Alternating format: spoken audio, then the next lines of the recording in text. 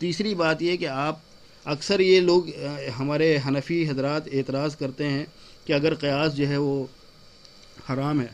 آپ نے قیاس کی بات کی، اس لیے میں قیاس کے اوپر بات کر رہا ہوں کہ قیاس حرام ہے یا قیاس جو بھی آپ کا نظریہ ہے کہ قیاس غلط ہے، تو قرآن و حدیث میں آپ نے کہا کہ ہر چیز کا جواب ہے. تو یہ ہر چیز کا جواب کون نکالے گا؟ ہر عام آدمی. اگر عام آدمی نکالے گا تو قرآن مجید میں جاموس کا لفظ کہیں ہے جس کی حرمت یا حلت بیان کی گئی ہو، جہاں اللہ پاک نے جاموس کو حلال قرار دیا ہو، یا نبی پاک صلی اللہ علیہ وسلم کے فرمان سے کہیں سے ملتا ہو کہ جاموس جو ہے وہ حلال ہے. ٹھیک ہے جناب.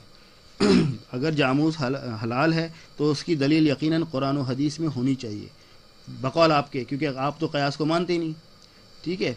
اور اگر قرآن و حدیث میں بھینس کا لفظ موجود نہیں ہے تو پھر آپ کس بنیاد پر اس کو جائز حلال مانتے ہیں؟ ٹھیک ہے. یہ آپ کے اوپر ایک سوال ہو گیا میرا. باقی جناب آپ نے ایک بات اینڈ پہ جا کے اور کی ہے کہ جس میں آپ نے کہا کہ بھینس یا جاموس کا لفظ آپ قرآن سے دکھائیں تو جناب، یا قرآن یا حدیث سے دکھائیں تو جناب یہ پھر آپ نے وہی اصول سے ہٹ کے بات کی ہے اور ایک جہالت والی بات کر دی ہے. آپ نے قرآن کی آیت کو دیکھا نہیں، یا قرآن کا فیصلہ کیا ہے وہ آپ نے دیکھا نہیں، اور آپ نے اٹھ کے اور اعتراض کر دیا کہ بھینس کی حلت دکھائی جائے. قرآن یہ کہہ رہا ہے سورہ مائدہ آیت نمبر 1 میں، یا ایھا الذین آمنوا اوفوا بالعقود احلت لکم بہیمۃ الانعام الا ما یتلی علیکم غیر محل الصید. اسے آگے مزید ہم دیکھتے ہیں کہ اے ایمان والو اپنے قراروں کو پورا کرو، تمہارے لیے چرنے والے یا چپائے بہیمۃ الانعام، چپائے جو چرنے والے جانور ہیں وہ حلال کیے گئے ہیں، بجز ان کے جو تمہیں بتا دیے جائیں. اب جو حرام ہیں وہ تو بتا دیے گئے، باقی تمام کو تو اللہ تعالیٰ حلال قرار دے رہا ہے. تو آپ نے یہ کس بنیاد پر بات کی کہ جی حلت دکھائی جائے؟ اب حلت کی بات ہے تو قرآن پاک میں جو کھانے پینے والی چیزیں ہیں ان کی تو حرمت آئی ہے، حلت کا تو کچھ غریب آپ نے بات کر دی. اسی طرح ہم بات کرتے ہیں کہ آپ نے کہا جی کہ یہ ہمارے فقہاء نے بھینس کو حلال قرار دے دیا. میں نے یہ نہیں کہا کہ ہمارے فقہاء نے بھینس کو حلال قرار دیا ہے. تو پھر آپ نے پہلے ذرا غور کریں میں نے کہا کیا تھا. قرآن تو ہر جانور کو حلال کہہ رہا ہے. میری سنیں بات، قرآن تو چرنے والے ہر جانور کو حلال کہہ رہا ہے. پھر بھائی پھر تو ہاتھی بھی حلال ہو جائے گا. وہ تو قرآن کا اصول دیکھنا نا. تو پھر کیا ہاتھی کا آنا کب سے شروع کریں گے آپ؟ پھر جناب اصول قرآن کا دیکھنا نہیں، اصول قرآن کا ہے تو پھر عمل بھی قرآن پہ کرے نا.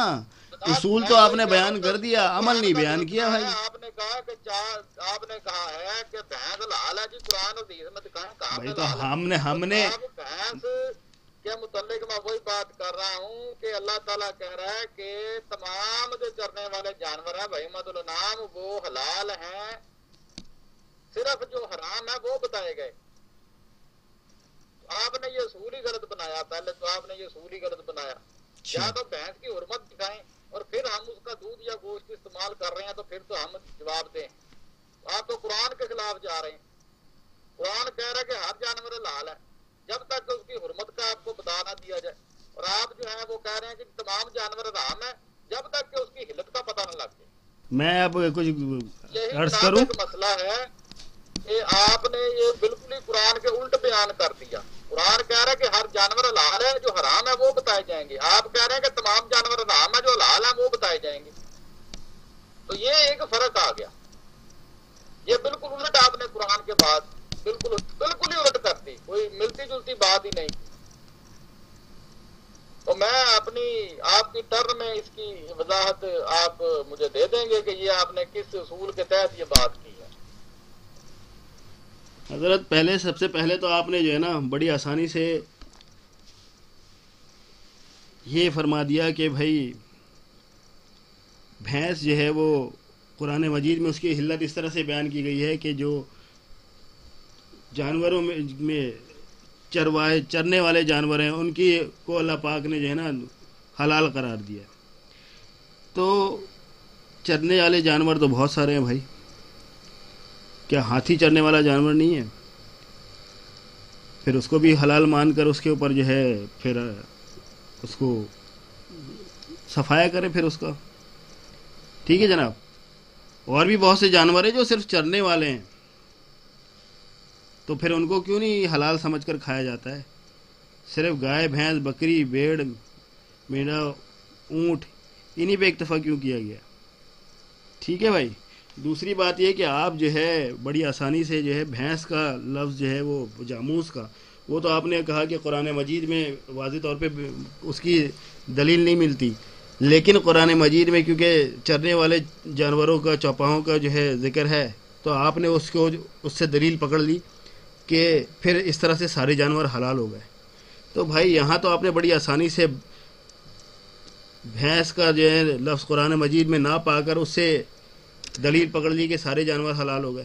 تو یہاں پہ آپ نے جو ہے ہم پہ کیوں یہ پابندی لگائی ہوئی ہے کہ ہم جو ہے اتباع کو تقلید نہ سمجھیں، جبکہ قرآن مجید میں ان گنت مقامات پر مومنین کی جو ہے تقلید کا حکم دیا گیا ہے. قرآن مجید کی آیت سورہ لقمان آیت نمبر 15، اس میں اللہ پاک فرماتے ہیں کہ اس کی راہ چلو جو میری طرف رجوع کرنے والا ہے یا میری طرف جھکا ہو. تو بھائی میری طرف جو جھکا ہوا ہے، اللہ پاک نے جو فرمایا کہ جو میری طرف جھکا ہو اس کی راہ چلو، تو راہ چلنے کا کیا مطلب ہے؟ اس کی پیروی کرو. تقلید کے اندر ہم امام حنیفہ کی پیروی کر رہے ہیں نہیں کر رہے ہیں؟ کیا وہ اللہ پاک کی طرف رجوع کرنے والے تھے یا نہیں تھے؟ کیا امت نے ان کو برحق عالم مانا ہے نہیں مانا ہے؟ جب اللہ پاک نے یہاں پہ قرآن مجید میں واضح طور پہ فرما دیا کہ ان کی راہ چلو، مومنین کی راہ چلو، تو ہم بھی تو مومنین کی راہ چل رہے ہیں. اگر ہم نے اس کو تقلید سے تعبیر کیا ہے تو یہاں پہ آپ جو ہے ہم پہ اعتراض کرتے ہیں کہ آپ مقلد ہو، جبکہ اتباع، تقلید، اقتداء، یہ سارے کے سارے ہم مانے الفاظ ہیں. یہاں آپ نے اس بات کو مد نظر نہیں رکھا کہ جس طرح سے آپ ہم سے دلیل کا تقاضا کرتے ہیں کہ یہاں پہ قرآن مجید میں یا احادیث مبارکہ میں تقلید کا لفظ دکھاؤ، تو آپ نے وہاں پہ کیوں نہیں یہ تقاضا کیا کہ قرآن مجید میں جاموس کا لفظ دکھاؤ تو ہم کھائیں گے؟ یہاں آپ نے ہم سے فوراً تقاضا کر لیا کہ تقلید کا لفظ کیونکہ قرآن مجید میں نہیں ہے، نہ احادیث مبارکہ میں ہے، لہٰذا یہ شرک ہے، بدعت ہے، حرام ہے. تو میرے بھائی وہاں بھی آپ نے کہا میں نے تقلید کی نفی حنفیوں کے مطابق صحیح روایت سے، صحیح مرفوع حدیث حضرت حنفیوں کی روایت سے آپ مطلب آپ کے پاس دلیل کی، آپ کے دلیل کی کا معیار جو ہے اتنا پست ہے کہ آپ دلیل بھی انہی سے لے رہے ہیں جو خود مقلد ہیں. تو آپ کا اپنا کیا معیار ہوگا؟ یعنی آپ کے پاس اپنی کوئی دلیل نہیں. ایک طرف تو آپ دعویٰ کرتے ہیں قرآن و حدیث، قرآن و حدیث، جب آپ سے دلیل کا تقاضا کیا جائے تو آپ حنفیوں کی طرف ہی رجوع کرتے ہیں. تو یہ کون سا جو ہے آپ کے قول و فعل میں تضاد ہے؟ جن لوگوں کو آپ مقلد، مشرک اور بدعتی کہہ کر جو ہے ان پہ فتوے لگاتے ہیں، انہی سے اپنی دلیل بھی پکڑ رہے ہیں. تو یہ کون سا جو ہے عجیب، اس کو معذرت کے ساتھ یہ اسے عام لفظوں میں کہتے ہیں دوغلا پن. جب اپنا مطلب آتا ہے تو فوراً جو ہے آپ قرآن و حدیث کی طرف رجوع کرنے کی بات کرتے ہیں. جب آپ دلیل پہ پھنستے ہیں تو آپ فوراً کہتے ہیں حنفیوں کی کتاب میں یہ لکھا ہے، ان کی کتاب میں یہ لکھا ہے، فلانا ان کی کتاب میں یہ لکھا ہے. جب آپ نے دلیل پکڑنی ہے تو میرے بھائی ساری کی ساری دلیل قرآن و حدیث سے پیش کریں، پھر ہماری طرف رجوع نہ کریں. اور اگر ہماری طرف رجوع کرتے ہیں تو پھر تو آپ ہمارے ہی مقلد بن گئے یا ہمارے ہی اکابرین کے مقلد بن گئے، کیونکہ ہمارے اکابر کی بات کی دلیل کہاں ہے آپ کے پاس؟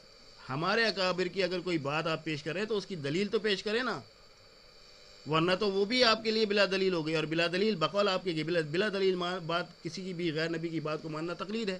تو یہاں تو آپ خود مقلد بن گئے. ہم تو پھر بھی امام ابو حنیفہ رحمۃ اللہ علیہ کے مقلد کہلاتے ہیں. آپ تو آج کے 15ویں صدی کے لوگوں کے مقلد بن رہے ہیں.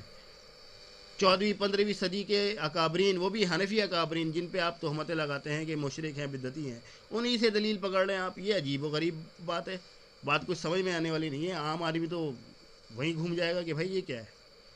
اگر تقلید کرنی ہے تو خیر القرون کی ہی کر لیں، وہ زیادہ بہتر نہیں ہے، جن کے بارے میں نبی پاک صلی اللہ علیہ وسلم نے ارشاد فرمایا کہ میرے بعد بہترین زمانہ وہ جو مجھ سے متصل زمانہ، یعنی تابعین کا دور. تو امام حنیفہ رحمۃ اللہ علیہ تابعین تھے اس کے اوپر تو میرے خیال میں آپ کے بھی اکابرین اس بات کو حق مانتے ہیں کہ وہ تابعی ہیں. ٹھیک ہے بھائی. تو آپ جو ہے امام حنیفہ کی تقلید سے تو روک رہے ہیں اور آج کے ہمارے ہی اکابرین کی تقلید میں جو ہے دلیل پیش کر رہے ہیں. یہ عجیب بات ہو گئی. دوسری بات یہ کہ میرے بھائی آپ کو میں نے دلائل تو بہت پیش کیے ہیں. یہ الگ بات ہے کہ آپ کو دلائل سمجھ میں نہیں آ رہے. اس کے اب میرے پاس کوئی علاج نہیں ہے. ٹھیک ہے نا. جس طرح سے اگر کوئی پان والا جو ہے نا وہ کہتا ہے کہ H2SO4 کا اس کو فارمولا بتاؤں اور میں اس سے کہوں کہ یہاں جو H2 ہے نا اس سے H2O ہے, اس سے مراد پانی ہے, تو وہ بولے گا وہ بھائی پاگل ہو گیا کیا, پانی تو گلاس میں ہوتا ہے, H2SO4 یہ کہاں سے پانی ہو گیا, یا اس میں ہائیڈروجن ہے.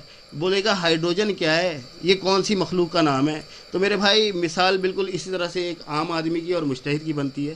جب آپ کسی مجتہد کے سامنے, جس طرح سے آپ کسی پروفیسر فزکس کے یا کیمسٹری کے پروفیسر کے سامنے کوئی فزکس کا فارمولا یا کیمسٹری کا فارمولا پڑھتے ہیں تو اس کو پتہ ہوتا ہے کہ بھائی اس میں ہائیڈروجن کون سا ہے, اس کا ایلیمنٹ کون سا ہے, نائٹروجن کون سا ہے, آکسیجن کون سا ہے. ٹھیک ہے. ایک جاہل پان والے کو یا ایک بس کنڈکٹر کو نہیں پتہ. وہ تو بولے گا یا تو ABCD لکھی ہوئی ہے یا بہت زیادہ تو 1 2 3 4 لکھا ہے. اسی طرح سے جب ایک عالم کسی قرآن و حدیث سے مسائل استنباط کرتا ہے تو وہ مسائل اس کی سمجھ میں تو آ سکتے ہیں کیونکہ وہ عالم ہے, اس کے پاس علم ہے, قرآن و حدیث کا علم ہے, ان کو سمجھنے کا علم ہے.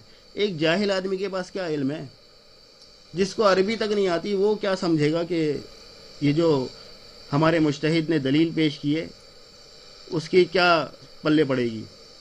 تو میرے بھائی ہمارا ماننا یہی ہے کہ دلیل کا ہمارا تقاضا نہ کرنا یہ اس لیے نہیں ہے کہ ہمارے مجتہد کے پاس دلیل نہیں ہے. اس کا مطلب یہ ہے کہ کیونکہ ایک مقلد اس کے پاس علم نہیں ہے, وہ اس دلیل کو سمجھنے سے قاصر ہے, لہذا مجتہد اس کے سامنے دلیل جو ہے وہ پیش نہیں کرتا, اور مقلد اس بنا پر اس کی تقلید کرتا ہے کہ کیونکہ وہ مجتہد ہے, اس کے پاس علم ہے, قرآن و حدیث پر دسترس ہے, لہذا اس سے وہ دلیل کا تقاضا نہیں کرتا, کیونکہ وہ اس حسن ظن کے اوپر اس کی دلیل کو چھوڑ دیتا ہے کہ اس کے پاس اس بات کا یا اس استدلال کا کوئی نہ کوئی جواب ہوگا, کوئی نہ کوئی دلیل ضرور ہوگی, جبھی تو اس نے مسائل استنباط کیے ہیں, ورنہ پیٹ سے تھوڑی گڑے ہیں. ٹھیک ہے. یہ تو آپ کی ایک بات کا جواب ہو گیا. دوسرا یہ کہ میرے بھائی آپ جب ہم سے تقاضا کرتے ہیں نا کہ ہر چیز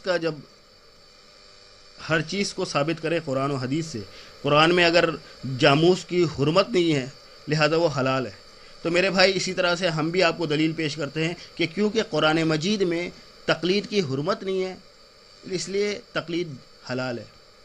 سمجھ میں آئی بھائی؟ نہ قرآن مجید میں تقلید کی حرمت ہے, نہ احادیث مبارکہ میں کہیں ملتی ہے. ٹھیک ہے. میں حضرت میں اس حدیث کے اوپر ابھی آتا ہوں, آپ بے فکر رہیں, وہاں پہ بھی آتا ہوں. میں مطابق صحیح حدیث دی ہے, اور اگر آپ کہتے ہیں تو میں آپ کے مفتی اعظم فیس بک کا وہ کمنٹ بھی دے میرے بھائی میں کسی مفتی اعظم فیس بک کو نہیں جانتا, ورنہ بعض لوگ تو مجھے بھی مفتی اعظم مانتے ہیں. تو کیا میں مفتی اعظم ہو گیا؟ میں تو خود اپنے آپ کو جو ہے ایک عام آدمی مانتا ہوں.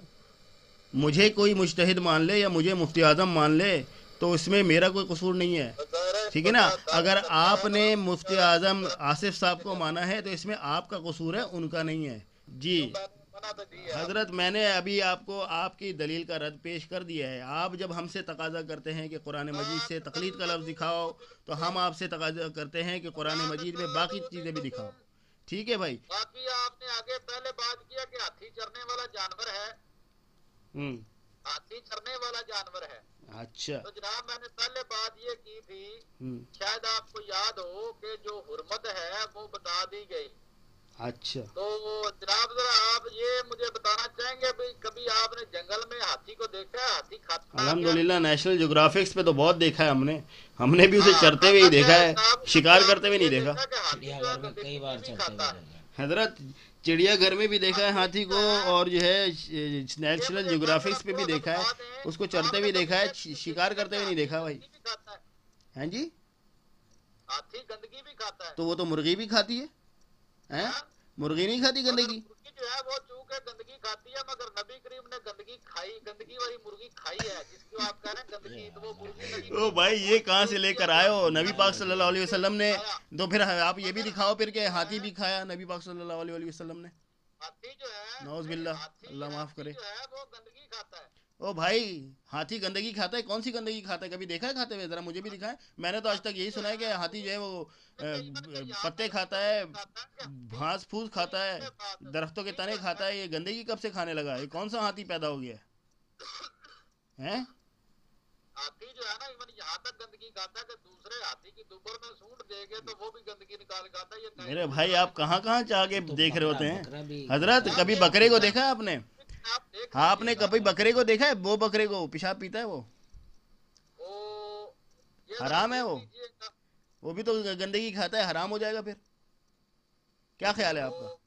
اس کا بکرا بھی تو وہ بکرا جو ہے وہ پیشاب پیتا ہے, ٹھیک ہے جناب, تو پھر حلال کیسے ہو گیا؟ حرام کر دیں اس کو؟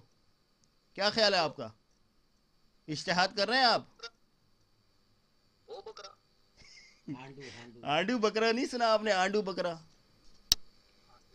لو آپ کو کراچی میں, پاکستان میں رہتے ہیں یا نہیں رہتے ہیں آپ؟ نہیں رہتا تو پاکستان. تو بھائی آپ کو تو پھر پتہ ہونا چاہیے کہ آنڈو بکرا کون سا ہوتا ہے. آپ کو یہی نہیں پتا؟ وہ بکرا میں نے پہلی دفعہ آپ سے سنا. چلیں وہ نہیں تو آنڈو کہہ لیں اس کو. آنڈو, خسی تو سنا ہے؟ خسی سنا ہے؟ ہاں خسی سنا ہے. خسی ایک ہوتا ہے خسی, دوسرا کون سا ہوتا ہے جو خسی نہیں ہوتا ہے وہ کون سا ہوتا ہے؟ آنڈل. آنڈل. چلے آنڈل. آنڈل بکرا جو ہے وہ پیشاب پیتا ہے نہیں پیتا ہے؟ اس کا وہ تو اپنا اپنے ہی کر رہا ہوتا ہے. اپنا ہی پیتا کرتا ہے, اپنا ہی پیتا ہے نا. اپنی کام نہیں کر رہا تو ہوتا. بھائی اپنا کیا اپنا پاک ہو گیا میرے بھائی؟ اپنا پیشاب پاک ہو گیا کیا؟ دوسرے کی وہ دیکھ رہا ہوتا ہے. ارے یار خدا کا خوف کرو بھائی, اپنا پیشاب پاک ہو گیا کیا؟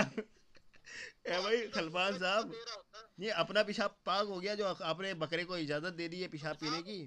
دیکھیں اب اس سلسلے میں بھی بات وہی آ جاتی نہیں ہے. یہ کیا بات اس سلسلے میں؟ آپ نے ہاتھی تو ہے نا بڑی آسانی کے ساتھ ہاتھی سے جان چھڑا لی کہ وہ گندگی کھاتا ہے. حالانکہ ہاتھی تو گندگی کھاتے ہوئے ہم نے نہیں دیکھا, لیکن بکرے کو پیشاب پیتے ہوئے دیکھا ہے. بکرا آنڈل بھی ہے مگر کسی دوسرے کا نہیں پیتا. اور تو بھائی تو ہاتھی اپنا پیشاب پاک ہے کیا؟ یہ بتاؤ آپ, اپنا پیشاب پاک ہے؟ وہ تو دوسرے کی میں دیا ہوتا ہے. میرے حضرت آپ یہ بتا دیں, اپنا پیشاب پاک ہے؟ اپنا پیشاب جائز ہو گیا؟ یا اپنا پیشاب جو ہے وہ نجیس نہیں ہے, غلاظت نہیں ہے؟ اس میں بھی بات وہی آ جاتی ہے. بات کچھ بھی نہیں آتی ہے بھائی. ماننے والے کے لیے دلیل ہوتی ہے, نہ ماننے والے کے لیے دلیل کچھ بھی نہیں ہوتی ہے. سمجھ میں ہی بات یہ ہے. استعمال کی ہے, بکرے کا گوشت استعمال کیا ہے. او بھائی بکرے کا گوشت استعمال بالکل کیا ہے, ہم نے کب انکار کیا ہے. ہم تو یہ پوچھ رہے ہیں آپ سے, آپ نے ہاتھی کو حرام قرار دلوا دیا, آپ نے بکرے کو حرام کیوں نہیں قرار دیا؟ ہاتھی کو تو آپ نے بولا کہ جو ہے وہ گندگی کھاتا ہے, کہ حالانکہ ہم نے آج تک ہاتھی کو گندگی کھاتے ہوئے نہیں دیکھا, ٹھیک ہے نا. نہ ہی کوئی ہم نے نیشنل جیوگرافکس پہ دیکھا ہے کہ ہاتھی جو ہے وہ کسی کی دبڑ میں جو ہے وہ سون ڈال کے کچھ کھا رہا ہے. تو بکرے کو تو ہم نے دیکھا ہے. بکرا آپ کھا رہے ہو, بڑے مزے سے عیش کر رہے ہو, بکرے کے جو ہے نا چاپے کھا رہے ہو آپ ہیں. ہاتھی کو آپ نے بولا کہ نہیں یہ نہیں کھا سکتے. دوسرے کا اس نے جو ہے وہ پی رہا ہو پیشاب. او بھائی دوسرے کا تیسرے کا چھوڑیں, اپنا کیا حلال ہے, اپنا پاک ہے؟ آپ یہ بتاؤ بھی ایسے ہی کرتا ہیں. اس کی جس میں وہ کھا رہا ہے اس میں وہ مینگنیاں گر جائیں تو وہ کھاتا ہے. میرے بھائی بات یہ ہے جناب احمد خلفان صاحب, اگر انسان کسی بات پہ ہٹ دھرمی میں اتر آتا ہے نا تو پھر اس کو دنیا کی کوئی طاقت حق بات سمجھا نہیں سکتی. اگر میں نے اللہ کے وجود کو ماننے سے نعوذ باللہ انکار کرنا ہے نا تو دنیا کی کوئی طاقت مجھے اس پر مجبور نہیں کر سکتی کہ میں اللہ کے وجود کو مان لوں. ٹھیک ہے میرے بھائی, بالکل اسی طرح سے آپ کے سامنے دلیل ہے, دلیل آپ مانو تو آپ کے لیے دلیل ہے, دلیل نہیں مانو گے تو آپ کے لیے دنیا کی کوئی دلیل نہیں ہے. سب دلیل بے دلیل ہے, بلا دلیل ہے. ٹھیک ہے میرے بھائی, آپ نے مجھے تقلید کی کوئی ٹھوس ثبوت پیش نہیں کیا ہے کہ تقلید حرام ہے. اگر آپ مجھے تقلید قرآن و حدیث سے حرام قرار دے دو, دکھا دو مجھے کہ قرآن مجید میں تقلید حرام ہے واضح طور پر, میں آپ کے ہاتھ پہ بیعت کر جاؤں گا, میں آپ سے رجوع کر جاؤں گا, میں تقلید چھوڑ دوں گا. میرے بھائی آپ مجھے دلیل پیش کر دو, میں بات مان جاؤں گا آپ کی. میں اللہ کو حاضر ناظر جان کے کہتا ہوں کہ میں اس ہٹ دھرمی کو چھوڑ دوں گا کہ تقلید جو ہے وہ جائز ہے. میں آپ کی بات مان لوں گا بشرط یہ کہ آپ نے مجھے قرآن سے دلیل پیش کرنی ہے کہ تقلید حرام ہے, صحیح حدیث مبارکہ میں صحیح حدیث سے.